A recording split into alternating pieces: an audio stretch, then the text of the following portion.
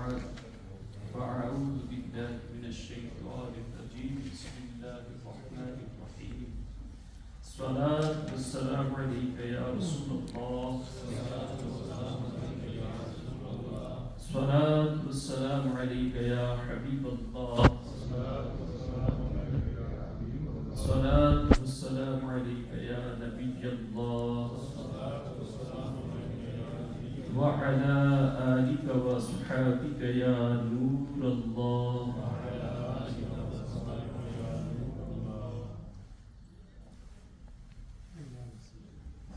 آیت نمبر 26 میں سورہ حجرات کی پہلی آیت میں اللہ تبارک و تعالی ارشاد فرماتا ہے بسم اللہ الرحمن الرحیم یا ایھا الذین آمنوا لا تقدموا بین یدی اللہ ورسولہ واتقوا اللہ ان اللہ سمیع علیم.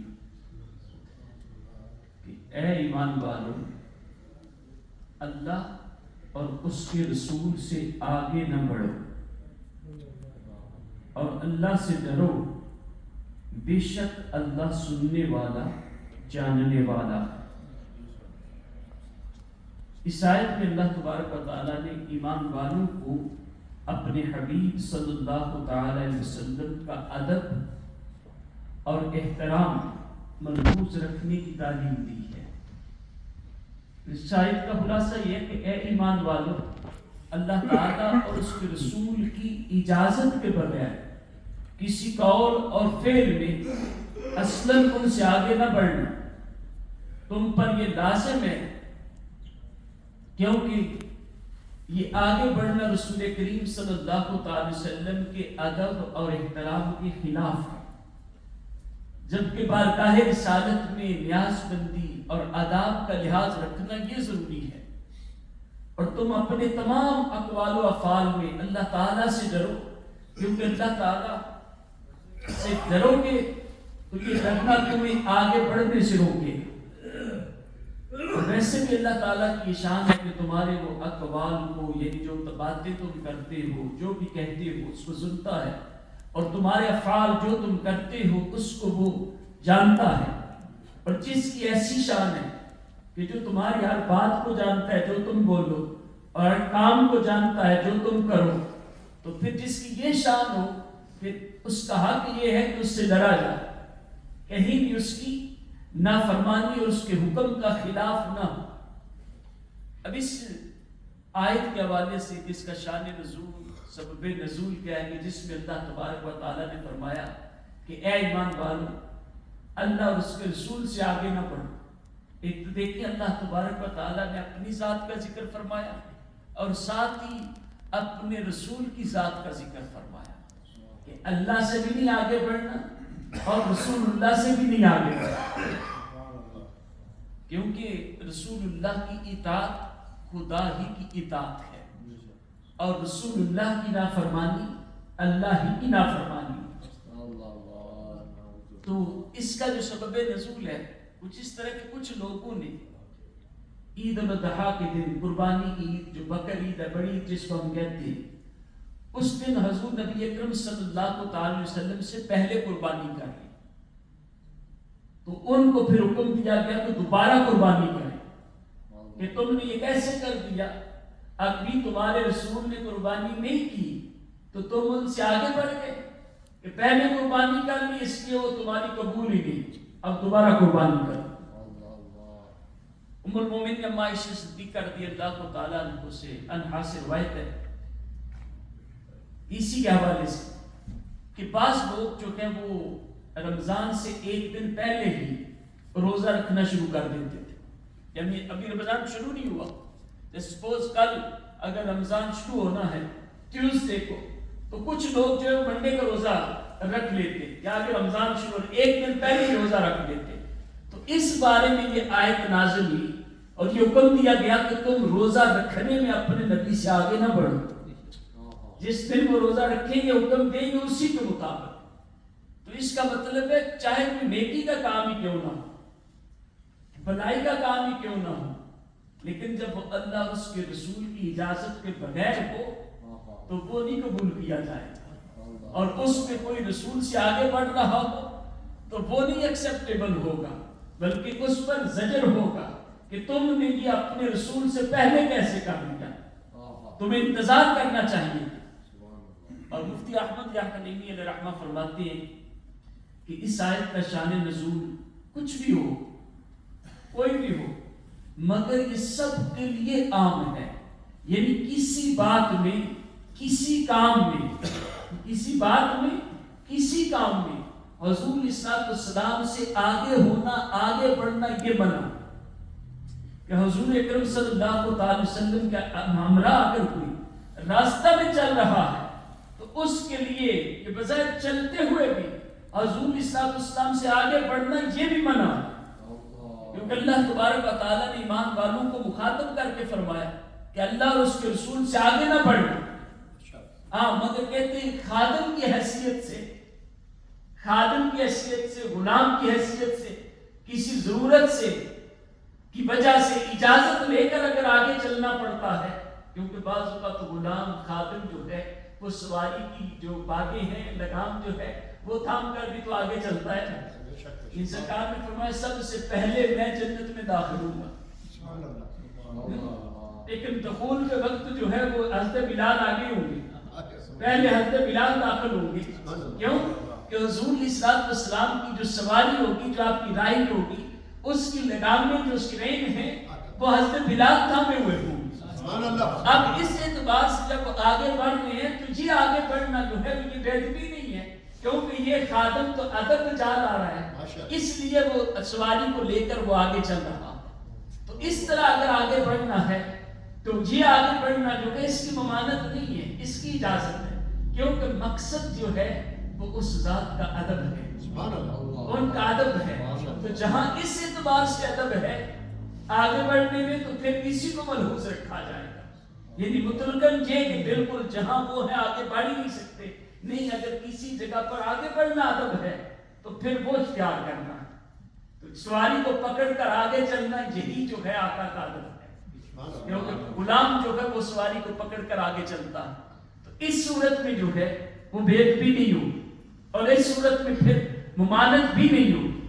تو اللہ تبارک و تعالیٰ کی بارگاہ میں حضور علیہ السلام کی جو عظمت ہے وہ بہت ہی بلند ہے، بہت ہی بلند ہے۔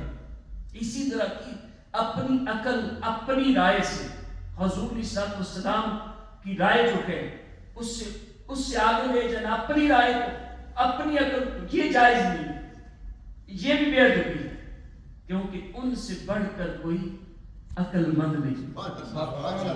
ایک جگہ میں پڑھا کہ اگر ساری کائنات، اس دنیا میں جتنی ریت ہے، سینڈ، یہ سینڈ یہ اکٹھی کی جائے، کتنا اس کا ذرہ ہوتا ہے، پوری دنیا کی ریت جو ہے یہ اکٹھی کی جائے اور اس میں سے ایک ذرہ اٹھا لیں پوری دنیا کی سینڈ سے، ہم ایک جیسے یہ جو ہے نا وہ چلو بنے نا ریت کا، تو شاید اس میں لاکھوں ذرات آ جائیں، ٹھیک ہے، اور ہم جانتے ہیں کہ یہاں بھی اور پاکستان میں کتنے کتنے بڑے ٹیلے ریت کے ہوتے ہیں، لیکن پوری دنیا کی صرف ایک جگہ کی نہیں اکٹھی کر دی جائے اور اس ساری ریت سے ایک ذرہ اٹھا کے سائڈ پہ رکھا جائے، تو فرمایا اس طرح آپ تشبیہ دے سکتے ہیں کہ وہ ایک ذرہ عقل پوری دنیا کو، پوری کائنات کو دی گئی، اور جتنی باقی ساری ریت ہے اتنی عقل رب نے اپنے محبوب کو عطا کی۔ سبحان اللہ،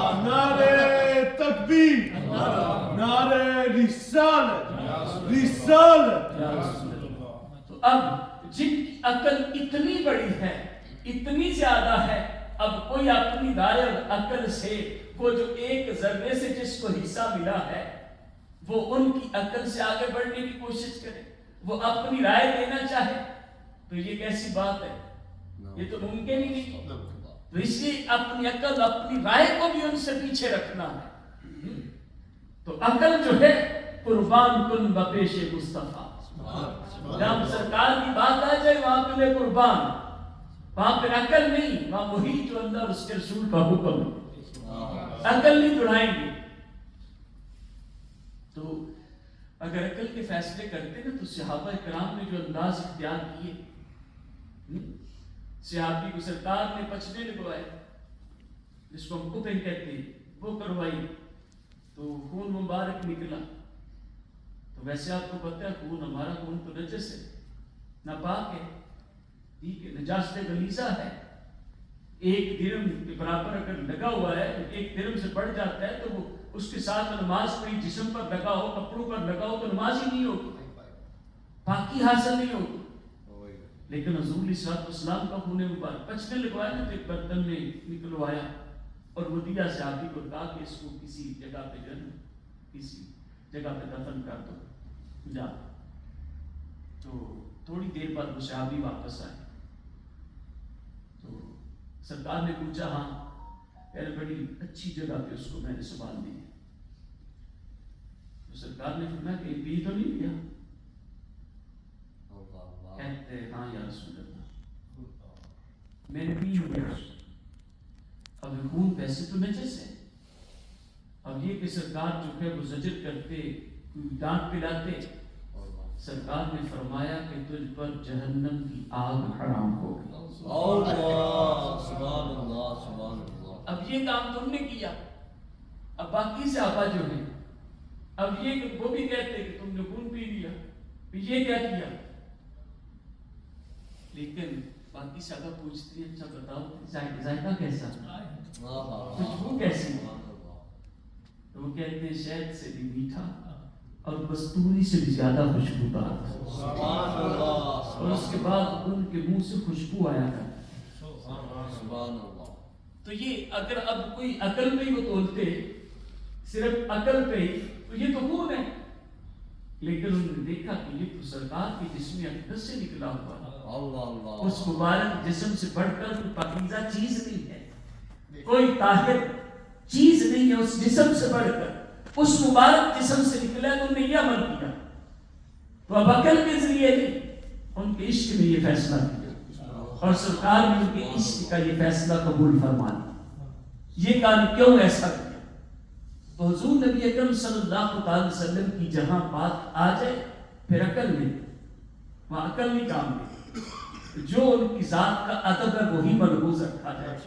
ہم یہ دیکھتے ہیں کہ سنتے ہیں، ہم کہتے ہیں کہ الامر فوق الادب، کہ حکم جو ہے وہ ادب پر فوقیت رکھتا ہے. کہ جیسے کوئی بڑا شخص ہے کہ آپ اس کے آگے ہیں، ادب یہ ہے کہ آپ اس کے پیچھے ہو جائیں، ادب یہ ہے. لیکن وہی بڑی شخصیت جو ہے وہ اگر آپ کو کہے کہ آپ آگے ہو، یہ ان کا حکم ہو، تو اب یہ ہے کہ آپ حکم پر عمل کریں، کیونکہ عمل جو ہے، حکم جو ہے وہ ادب پر فوقیت رکھتا ہے. ایسا ہی ہے. لیکن جب سرکار کی ذات کی بات آتی ہے نا تو پھر وہاں عمل سے بھی بڑھ کر جو ہے وہ ادب کا مقام ہے. ادب جو ہے وہ ضروری ہے. بخاری شریف کی صحیح حدیث ہے، حضور علیہ السلام مسجد قباء کی طرف گئے یا کسی اور قبیلے میں کوئی صلح کروانے کے لیے، ان کے اپنے آپس میں کوئی معاملات بگڑے تو ظہر کی نماز کا وقت جو ہے وہ جا رہا تھا. تو حضرت بلال رضی اللہ عنہ نے صدیق اکبر رضی اللہ عنہ کو کہا، ابو بکر کیا تم ایسا نہیں کرتے کہ نماز جماعت کرواؤ، نماز پڑھنے کے ٹائم نہ ختم ہو جائے، کہ بالکل قریب ہے ٹائم ختم ہونے والا ہے اور سارے کے جتنے مومنین ہیں جو صحابہ ہیں وہ آپ کی اقتداء میں نماز پڑھنے کے لیے راضی بھی ہیں، تو آپ اگر امامت کروائیں. تو سیدنا صدیق اکبر رضی اللہ عنہ نے کہا کہ ٹھیک ہے آپ کہتے ہیں کہ میں کرواتا ہوں. آپ مصلی امامت پر کھڑے ہوئے، اقامت ہو گئی، جماعت شروع ہو گئی. اتنے میں جب جماعت شروع ہوئی تو آقا کونین صلی اللہ علیہ وسلم تشریف لے آئے. جب تشریف لے آئے تو ابو بکر صدیق رضی اللہ تعالیٰ کی عادت بخاری شریف کی اسی حدیث میں ہے یہ تھی کہ آپ نماز میں کھڑے ہو کر پھر ادھر ادھر توجہ نہیں کرتے، بالکل توجہ نہیں کرتے. اور جب سرکار تشریف لائے نا تو اب صحابہ جو ہیں تو وہ جو ہے وہ اس طرح اپنے ہاتھوں پر ہاتھ مار رہے تھے کہ ان کو پتا چلے کہ سرکار تشریف لے آئے، مصلی چھوڑ دو. اور خود صحابہ کرام صفیں چیر رہے تھے، رستہ دے رہے تھے، سرکار گزرتے چلے جا رہے تھے. آخر اس رات اسلام چلتے چلتے بالکل ابو بکر صدیق کے پیچھے چلے گئے. جب وہاں چلے گئے نا تو پھر سیدنا صدیق اکبر نے اور ادھر سے جب وہ زیادہ آواز ہوئی تو پھر توجہ کی اور پتہ چلا کہ سرکار تشریف لے آئے. ابو بکر صدیق رضی اللہ عنہ نے پیچھے ہٹنا شروع کیا. آقا کریم صلی اللہ علیہ وسلم نے فرمایا کہ ابو بکر جاری رکھو نماز، جاری رکھو نماز. لیکن ابو بکر صدیق پیچھے ہٹتے، سرکار فرما رہے جاری رکھو، ابو بکر صدیق پیچھے آ رہے، پیچھے چلتے آ رہے، آگے پیچھے، سرکار آگے بڑھے. مصلی امامت پر سرکار نے نماز پڑھائی، نماز مکمل ہوئی. اس کے بعد آقا علیہ السلام نے فرمایا اے ابو بکر میں نے کہا تھا نماز جاری رکھو، تو آپ پھر بھی پیچھے آ گئے. تو ابو بکر صدیق رضی اللہ تعالی عنہ امام العاشقین کہنے لگے کہ یا رسول اللہ یہ ابو قحافہ کے بیٹے کی یہ جرأت کہ آپ کے آگے کھڑے ہو کے نماز پڑھائیں، کیسے ہو سکتا ہے کہ آپ پیچھے تشریف فرما ہو اور ابو بکر آگے کھڑا ہو، اس لیے میں پیچھے آ گیا. اب اس مقام پر دیکھیں سرکار کا حکم تو یہ تھا کہ آگے کھڑے رہو، سرکار فرما رہے تھے کھڑے رہو، لیکن ادب یہ کہہ رہا تھا کہ نہیں، ان سے آگے کیسے کھڑا ہو سکتے ہیں. رب نے فرمایا کہ اللہ اس کے رسول سے آگے نہ بڑھے. تو اب ادب جو ہے اس کو ملحوظ رکھا، امر پر ادب کو فوقیت دی. تو جہاں سرکار کی ذات کی بات آتی ہے تو پھر جو ہے وہ ادب امر سے آگے بڑھ جاتا ہے. ورنہ اصول یہی ہے الامر فوق الادب کہ جو حکم ہے اس کو فوقیت ہوگی ادب پر، لیکن جہاں سرکار کے ادب کی ذات کی بات آئے تو پھر ادب جو ہے وہ امر پر فوقیت ہے. سبحان اللہ، واہ. اسی آیت جو ہے اس میں اللہ تبارک و تعالیٰ نے یہ ارشاد میں اللہ اور رسول دونوں سے آگے نہ بڑھنا. ٹھیک ہے، دونوں سے آگے، یہی فرمایا دونوں سے آگے نہ بڑھنا. اللہ تعالیٰ سے آگے بڑھنا تو ممکن ہی نہیں ہے. اللہ سے کیسے بھی آگے بڑھ سکتے ہیں؟ یا تو ظاہری طور پر ہوگا، ٹھیک ہے، جسم کے ساتھ آگے بڑھنا، سرکار تو موجود ہوتے تھے تو ہو سکتا ہے ان سے آگے پیچھے ہونا، یہ تو ممکن ہے. اور اللہ تبارک و تعالیٰ کا تو جسم ہی نہیں، اس کے لیے مکان ہی نہیں، وہ جگہ سے بھی پاک ہے، جسم سے بھی پاک ہے، تو اس سے آگے بڑھنا کیسے ہوگا؟ اس سے تو کوئی آگے بڑھ نہیں سکتا اللہ تبارک و تعالیٰ سے، کیونکہ اور نہ وہ زمانہ سے بھی پاک، نہ وہ زمانہ میں ہے، نہ مکان میں ہے، اور نہ وہ آگے پیچھے ہونے سے بھی پاک ہے. ٹھیک ہے، وہ جہات ستہ سے بھی پاک ہے، کسی سمت سے بھی وہ پاک ہے. ٹھیک ہے، تو اس سے پتہ چلتا ہے اس آیت کا مقصد یہی ہے کہ رسول سے آگے نہ بڑھنا، کیونکہ رسول سے آگے بڑھو گے تو ایسے ہی جیسے تم اپنے رب سے آگے بڑھ گئے. اس لیے اللہ تبارک و تعالیٰ نے اللہ اور اس کے رسول سے آگے نہ بڑھنا، اور ان کی بے ادبی، رسول خدا کی بے ادبی دراصل رب ہی کی بے ادبی، اور ان کا ادب اور تعظیم کرنا رب ہی کا ادب اور تعظیم کرنا. تو یہ مومنین کو حکم ارشاد فرمایا. اور علامہ اسماعیل حقی رحمۃ اللہ تعالی فرماتے ہیں کہ علماء کرام چونکہ انبیاء کرام علیہ السلام کے وارث ہیں علماء، اس لیے ان سے آگے بڑھنا بھی اس ممانعت میں داخل ہے. یا کہیں ایسا ہو نا کہ کہیں کسی جگہ پہ ہو آگے کوئی عالم ربانی صحیح العقیدہ عالم ہو تو اس کا لحاظ رکھنا بھی ضروری ہے کہ اس سے آگے نہ بڑھے، کہ وہ بھی اس آیت کے تحت داخل ہے. کہتے ہیں اس کی دلیل حضرت ابو درداء رضی اللہ تعالی عنہ سے، ان سے روایت ہے جس میں فرماتے ہیں کہ حضور اقدس صلی اللہ تعالی وسلم نے مجھے ابو بکر صدیق رضی اللہ تعالی عنہ کے آگے چلتے ہوئے دیکھا. یہ بھی صحابی ہے، حضرت ابو درداء بھی صحابی ہے، سیدنا صدیق اکبر بھی صحابی ہے. تو کہتے ہیں مجھے سرکار نے دیکھا کہ میں ابو بکر صدیق کے آگے چل رہا تھا، تو سرکار نے ارشاد فرمایا کہ ابو درداء کیا تم اس کے آگے چلتے ہو جو تم سے بلکہ ساری دنیا سے افضل ہے؟ تم اس سے آگے چل رہے ہیں. تو یہ دلیل میں پیش کی ہے یہ روایت اسماعیل حقی رحمہ نے اپنی تفسیر و بیان. سبحان اللہ. یہ دیکھیں کیونکہ ابو بکر صدیق ان سے بڑے عالم تھے، ان سے افضل تھے، اس لیے ان سے آگے چلنے کو بھی رسول اللہ نے ناپسند فرمایا. اور یہاں دیکھیں سردار کو ابو بکر صدیق کا ادب بھی کتنا پسند ہے کہ صحابی رسول ہے نا، اور ہر صحابی نبی جنتی، وہ جنتی ہے، وہ بھی حضرت ابو درداء بھی جنتی ہیں، لیکن سرکار فرما رہے ہیں کہ ابو درداء تم ابو بکر سے آگے چل رہے ہیں. تو جو سرکار کا ادب کرتا ہے پھر دنیا کو یہ تعلیم دی جاتی ہے کہ تم اس کا ادب کرو. سبحان اللہ. ابو بکر صدیق سرکار کے سب سے بڑے مؤدب تھے, سب سے زیادہ ادب کرنے والے تھے, تو سرکار نے پھر ان کا ادب بھی سکھایا کہ ابو دردا ابو بکر صدیق کے آگے چلتے ہو کہ وہ تم سے بھی اور ساری دنیا سے افضل. تو اس دلیل کے تحت اسماعیل حقی رحمہ فرماتے ہیں کہ علماء سے بھی پھر جو ہے وہ آگے نہیں بڑھنا چاہیے. بالکل 1 منٹ ہے, اگلی آیت بڑی خوبصورت ہے, وہ آیت پڑھ کے اس کا ترجمہ کر دیتا ہوں. آج بھی مدینہ المنورہ میں جائیں, غسل رسول پہ حاضر ہوں, مواجہ شریف پہ جہاں عظیم دیتے ہیں, سرکار کی بارگاہ میں سلام پیش کرتے ہیں, تو اس کے اوپر یہ آیت لکھی ہوئی, آج بھی لکھی ہوئی یہ آیت جو ہے.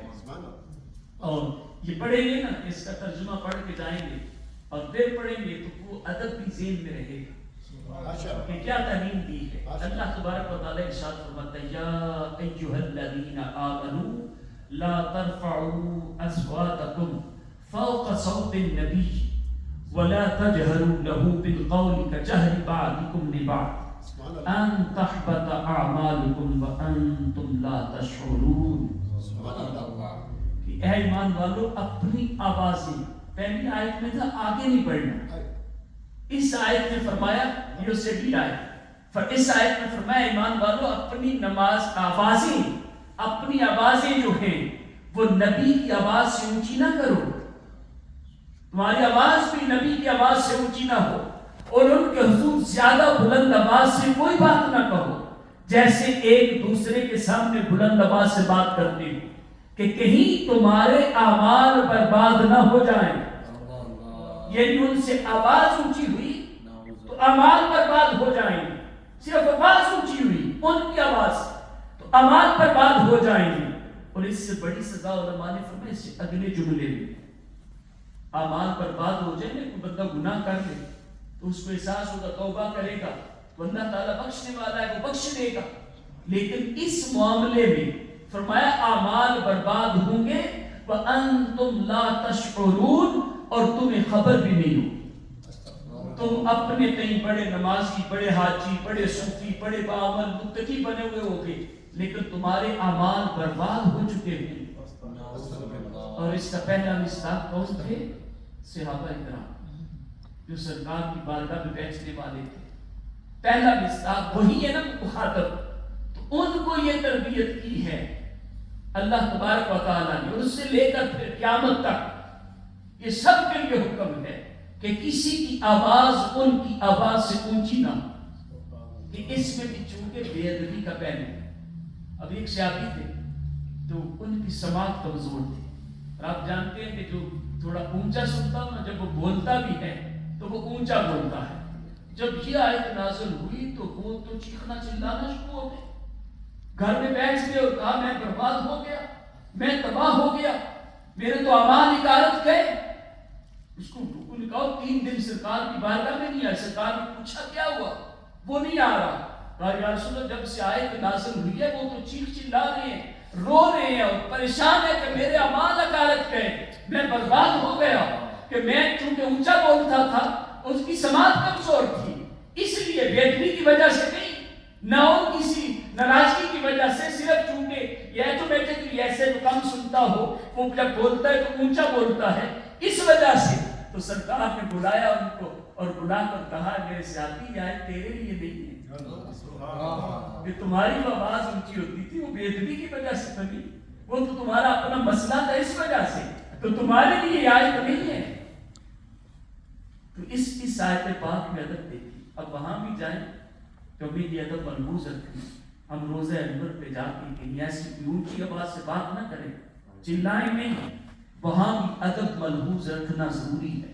کیونکہ آقا علیہ السلام جو بھی غلام آ رہا ہے اس کو ملاحظہ فرماتے ہیں, اس کو دیکھتے ہیں. بلکہ علماء نے لکھا کہ سرکار کی اپنی ظاہری حیات میں یہ عادت مبارکہ تھی کہ جب بھی آپ کی خدمت میں حاضر ہوتا نا تو سرکار اس کا سلام کہنے سے پہلے خود سلام فرما دیتے تھے. علماء فرماتے ہیں سرکار کی عادت مبارکہ آج بھی قائم و دائم ہے. جب غلام روزے انور پر حاضر ہوتا ہے تو اس کا سلام پیش کرنے سے پہلے سرکار اسے سلام کر دیتے, اسے سلامتی کی دعا عطا فرما دیتے ہیں. تو وہاں جا کر کتنا ادب ضروری ہے. ایک چیز میں عرض کروں گا، آپ نے بھی دیکھا ہوگا جو گئے ہیں، اور جب آپ جائیں تو خدا ایسے بچیے. اب آپ دیکھیں گے 95% لوگ جو ہیں ان ایسی یہ بےہودگی اور ایسی بے حیائی اور ایسی بے ادبی ہے. آپ خود سوچیں کہ آپ سے کوئی ملنے کے لیے آئے، ٹھیک ہے، اور اس نے موبائل آن کیا ہوا، ٹھیک ہے، آپ سے ذرا کم درجے میں چھوٹا ہو، وہ موبائل آن کیا ہوا، تو آپ کہیں گے کیا تمہیں عقل نہیں ہے، تمہیں ادب نہیں ہے، یہ انداز ہے. اور پھر کوئی غلام آقا کی بارگاہ میں حاضر ہو تو وہاں تو جتنا ادب ہے وہ بچا لانا ہے. چلے جائے کہ جو ہے وہ ادھر لائیو جو ہے وہ موبائل پہ، کوئی انسٹاگرام پہ ہے، کوئی ٹک ٹاک پہ ہے، کوئی فیس بک پہ ہے، موبائل آن کیا ہوا ہے اور یہ حاضری دی جا رہی ہے. یعنی اتنی بڑی بے ادبی ہے، کبھی اس کے بارے میں سوچا؟ یعنی وہاں جو ہے وہ موبائل ہاتھ میں رہتا کیسے ہے؟ وہاں تو ویسے بندے کے رونگٹے کھڑے ہو جاتے ہیں. کس بارگاہ میں پہنچ گیا؟ یعنی میری زندگی کا کیا حال رہا، میرے شب و روز کیسے گزرتے رہے. ایک بزرگوں کے بارے میں چند سال پہلے پتہ چلا، مدینہ کے رہنے والے 70 سال ہو گئے ہیں، مسجد نبوی شریف میں گئے اگلے حصے میں حاضر ہوتے ہیں، وہی ان کا شب و روز وہی گزرتے ہیں، عبادت میں رہتے ہیں. روزہ انور کے سامنے نہیں آتے مواجہ شریف کے، وہ کہتے ہیں میں کیا منہ لے کے جاؤں، میں ایسا پلید ہوں، اتنی پاک ہستی کے سامنے میں کیسے جاؤں؟ جو سب و روز عبادت کرنے والے، ان کی یہ کیفیت. میرے شیخ طریقت امیر سنت میں مواجہ شریف پہ نہیں جاتے، مدینہ پاک میں چلتے ہیں، پاؤں میں جوتے نہیں ہوتے. ابھی والے کلپ بھی آپ دیکھیں، جب حاضری دی تو دور سے کہتے کیسے سامنے جاؤں سرکار کو، کہ جن کے شب و روز نیکیوں میں گزر رہے، جو رب کو راضی کر رہے ہیں، عبادت میں ہیں، اپنے فرائض واجبات سب ادا کرتے ہیں، کسی کی حق تلفی نہیں کرتے، ان کی یہ کیفیت ہے. اور ہم جن کے نامہ اعمال میں پہلے کوئی نیکی نام کو نہیں ہے، اور اتنی پاک بارگاہ میں اس سے بڑی بارگاہ کون سی ہے کہ جہاں 70,000 صبح 70,000 شام فرشتے آتے ہیں، اور ایک دفعہ جو فرشتہ آ جاتا ہے قیامت تک نہیں آ سکے گا دوبارہ. اور یہ دیکھیں یاسی یہ گناہ گار کہ جب مدینہ میں جاتے ہیں صبح بھی حاضر ہوں، شام بھی حاضر ہوں، دوپہر بھی حاضر ہوں، اور نماز کے بعد حاضری دے، تو پھر اس وقت کوئی انداز تو ہونا چاہیے نا. موبائل کیسے موبائل جیب سے باہر آئے گئے؟ اس وقت تو بس سر جھکا ہوا ہو، نادم ہوں، کیونکہ سرکار کی بارگاہ میں صبح و شام ہمارے اعمال پیش ہوتے ہیں. اس وقت تو یہ سوچے کہ جو میں کرتا رہا ان کے تو سامنے ہے، آج میں کس منہ سے کیا سامنے جاؤں گا. تو لوگ ایسے اس مووی بنا رہے ہوتے ہیں، پکچرز بنا رہے ہوتے ہیں. تو یہ خدا اپنے جو بھی رشتہ دار بھائی دوست جائیں ان کو بھی سمجھائیں، کوئی ضروری نہیں وہاں سیلفی لینا، پکچر لینا، وہاں ادب ضروری ہے. اور اس کو میں نے بہت بڑے مفتی صاحب سے بات کی، میں نے پوچھا کہ وہاں تو مطلب یہ حکم دیا گیا کہ ادب بجا لانا ہے، ادب قائم رکھنا ہے. تو یہ جو اس طرح مووی بن رہی ہوتی ہے اور اس کی طرح سلامی پیش کر رہے ہیں تو اس کے بارے میں تو وہ فرمانے لگے یہ بے ادبی ہے. اگر یہ بے ادبی ہے تو کہیں اس کا مصداق نہ ہو جائے کہ ان تحبط اعمالکم وانتم لا تشعرون، کہ تمہارے اعمال اکارت چلے جائیں گے اور تمہیں خبر بھی نہیں ہوگی. واپس آؤ کہ لوگ مبارکبادیں دے رہے ہوں گے، تم بھی خوش ہو رہے ہوں گے کہ مدینہ دیکھ آئے ہو، مدینہ حاضری دے آئے ہو، لوگ بھی مل رہے ہوں گے، آپ سے مغفرت کی دعائیں دے رہے ہوں گے کہ تم مدینہ دیکھ کے آئے ہو، سرکار کی بارگاہ میں حاضری دے کے آئے ہو. یہ پتہ ہی نہیں کہ ان تحبط اعمالکم وانتم لا تشعرون، کہ تمہارے اعمال اکارت ہو چکے اور تمہیں خبر بھی نہیں. اس لیے وہاں جا کر جو ہے وہ ہر طرح سے ادب کو محفوظ رکھا جائے. اللہ تبارک و تعالی ہمیں ادب والوں میں شمار کرے اور ہمیشہ بادب رکھے. آمین بجاہ نبی الامین صلی اللہ علیہ وسلم.